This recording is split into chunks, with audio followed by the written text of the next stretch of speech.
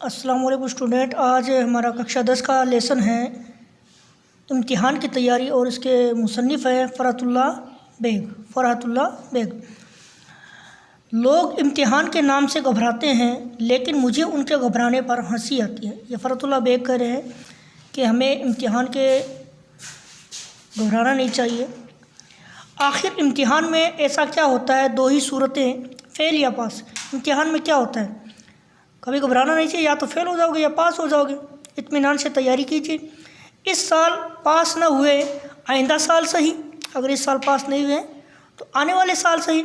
मैं अपने दोस्तों और हम जमात का मतलब होता है सहपाठी, साथ में पढ़ने वाले हम जमातों को देखता हूँ कि जो इम्तिहान के दिन करीब आते जाते हैं, उनके हवास परां यानी उनके होश से वो उड़ते जाते हैं।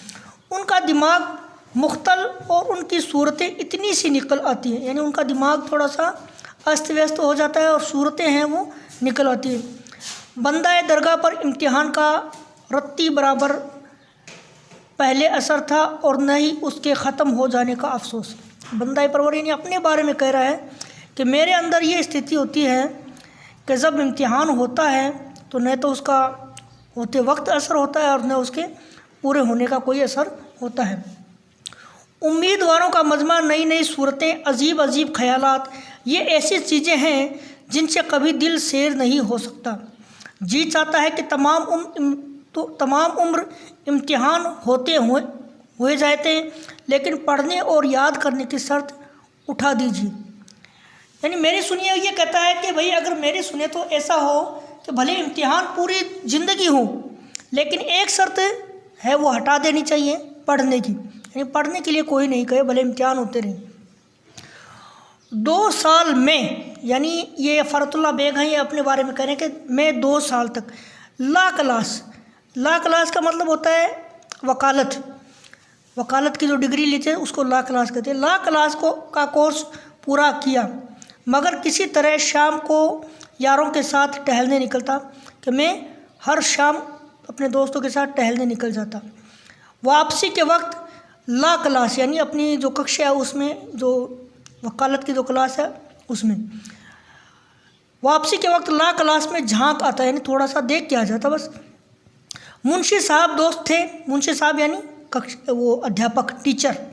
मुंशी साहब दोस्त थे और लेक्चरर पढ़ाने में मुस्तगर्क, यानी जो हाज़िरी वगैरह लगाते थे वो मुंशी, वो मेरे दोस्त थे। और जो लेक्चरर थे, जो शिक्षक थे, टीचर थे, वो पढ़ाने में डूबे हुए रहते थे। हाज़िरी की तकमील में कुछ दुश्वारी न थी, यानी हाज़िरी लग जाती थी।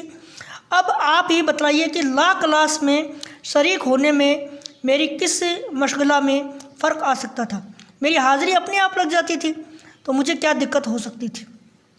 वालिद साहब यानी मेरे पिताजी, वालिद साहब किबला खुश थे कि बेटे को कानून का शौक़ हो चला है। मेरे पिता खुश थे, मेरे वालिद साहब खुश थे कि मुझे कानून का शौक़ है वो हो गया है, यानी मैं कानून की पढ़ाई कर रहा था। किसी ज़माने में बड़े बड़े वकीलों के कान कतरेगा, यानी मेरा बेटा बड़ा होकर के बड़ा वकील बनेगा।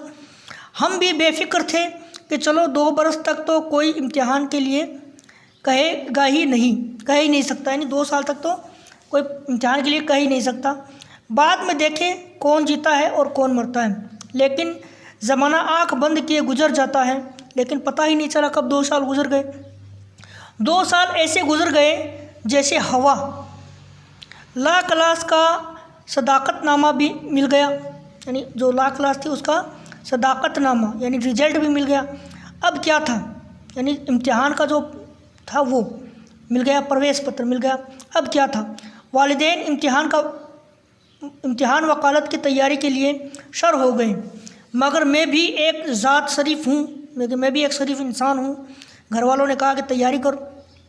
मैंने तकाजा किया, मैंने घर वालों पर जोर दिया कि अलहदा कमरा मिल जाए तो मेहनत, यानी मुझे अलग कमरा चाहिए ताकि मैं मेहनत है वो आराम से कर सकूं, तो मेहनत करूं। बाल बच्चों की गड़बड़ में मुझसे कुछ नहीं हो सकता।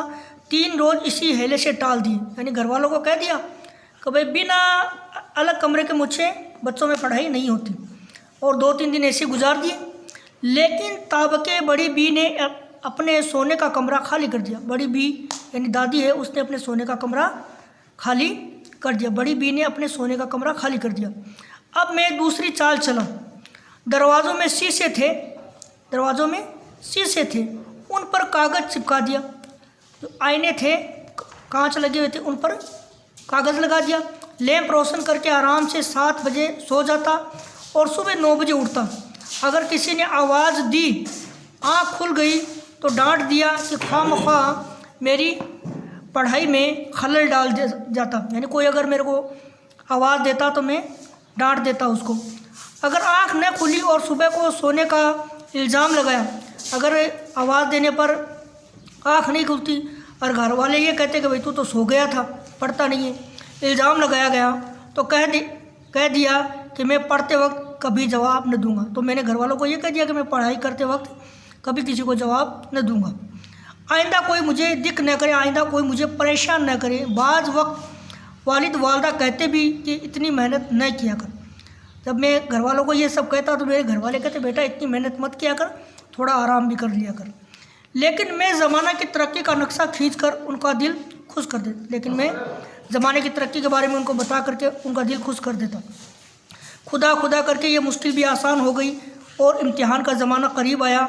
मैंने बहुत कहा कि अभी मैं इम्तिहान के लिए जैसा चाहिए वैसा तैयार नहीं हूँ, लेकिन मुसलसल यानी लगातार हाज़िरी ला क्लास और शबानाए रोज़ की मेहनत ने उनके दिलों पर सिक्का बिठा दिया था। घर वालों से मैंने ये कह दिया भाई देखो मैं अभी इम्तिहान के लिए तैयार नहीं हूँ, लेकिन घर वालों ने मेरी मेहनत देखी। रोज़ मैं क्लास जाता था, उसको देखा, तो घर वालों ने कह दिया कि नहीं अगर तूने पढ़ा है तो तैयारी इम्तिहान दे ले। वो कब मानने वाले थे, फिर भी एहतियातन अपने बचाव के लिए उनसे कह दिया कि अगर मैं फ़ेल हो जाऊं तो उसकी ज़िम्मेवारी मुझ पर न होगी, क्योंकि मैं अपने आप को अभी इम्तिहान के काबिल नहीं पाता है। घर वालों को कह दिया कि भाई अगर मैं फ़ेल हो गया तो मेरी जिम्मेदारी नहीं है। लेकिन वालिद साहब मुस्कुराकर बोले, इम्तिहान से क्यों डर जाते हो, जब मेहनत की है तो शरीक भी हो जाओ, कामयाबी और नाकामयाबी खुदा के हाथ में। तो वालिद साहब ने क्या कहा, बेटा जब तुमने मेहनत की है तो डरते क्यों, कामयाबी और नाकामयाबी ऊपर वाले के हाथ है, तुम तो इम्तिहान दे दो। इसके मीनिंग्स आपको अच्छी तरह याद करने हैं ये पूरे के पूरे, और सवाल और जवाब है वो भी आपको अपने कॉपी के अंदर करके लाने हैं। सवाल है, सबक इम्तिहान की तैयारी के मुसन्निफ़ का नाम है तो फ़रतुल्लाह बेग है।